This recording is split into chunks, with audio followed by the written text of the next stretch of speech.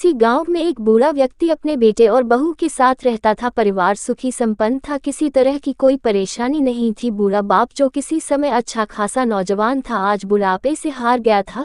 चलते समय लड़खड़ाता था, लाठी की जरूरत पड़ने लगी। चेहरा झुर्रियों से भर चुका था, बस अपना जीवन किसी तरह व्यतीत कर रहा था। घर में एक चीज अच्छी थी कि शाम को खाना खाते समय पूरा परिवार एक साथ टेबल पर बैठकर खाना खाता था। एक दिन ऐसे ही शाम को जब सारे लोग खाना खाने बैठे, बेटा ऑफिस से आया था, भूख ज्यादा थी सो जल्दी से खाना खाने बैठ गया और साथ में बहू और उसका एक बेटा भी खाने लगे। बूढ़े हाथ जैसे ही थाली उठाने को हुए, थाली हाथ से छिटक गई, थोड़ी दाल टेबल पे गिर गई। बहू बेटे ने घृणा दृष्टि से पिता की ओर देखा और फिर से अपना खाने में लग गए। बूढ़े पिता ने जैसे ही अपने हिलते हाथों से खाना खाना शुरू किया तो खाना कभी कपड़ों पे गिरता, कभी जमीन पर। बहू चिढ़ते हुए कहा, हे राम, कितनी गंदी तरह से खाते हैं, मन करता है इनकी थाली किसी अलग कोने में लगवा देते हैं।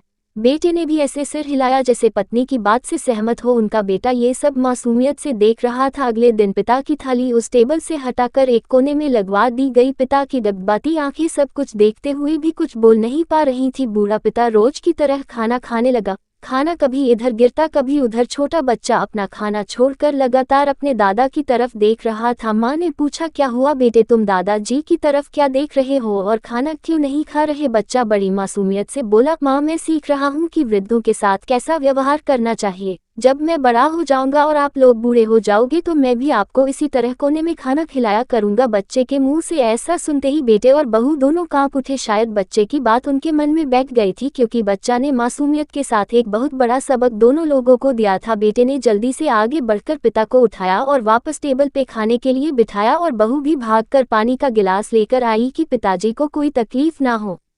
इस कहानी से शिक्षा मिलती है कि माँ बाप इस दुनिया की सबसे बड़ी पूंजी है। आप समाज में कितनी भी इज्जत कमा ले या कितना भी धन इकट्ठा कर ले, लेकिन माँ बाप से बड़ा धन इस दुनिया में कोई नहीं है।